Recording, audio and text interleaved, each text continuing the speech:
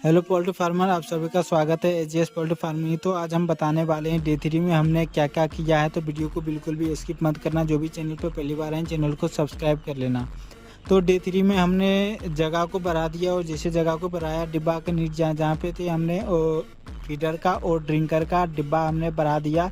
और सुबह में हमने नेफ्रोटैक उसके बाद दवाई चला दिया जिससे चिक्स का किडनी फ्रेश रहे। स्टार्टिंग में ये दवाई चलाना बहुत ही ज़्यादा ज़रूरी होती है जिससे आगे जाके चिक्स को कोई बीमारी नहीं आए, किडनी वाला या लंग्स खराब ना हो। तो इससे लिए हमें नेफ्रोटैक किडनी फ्रेश दवाई चलाते हैं हर लॉट में और स्टार्टिंग में ही चलाना रहता है।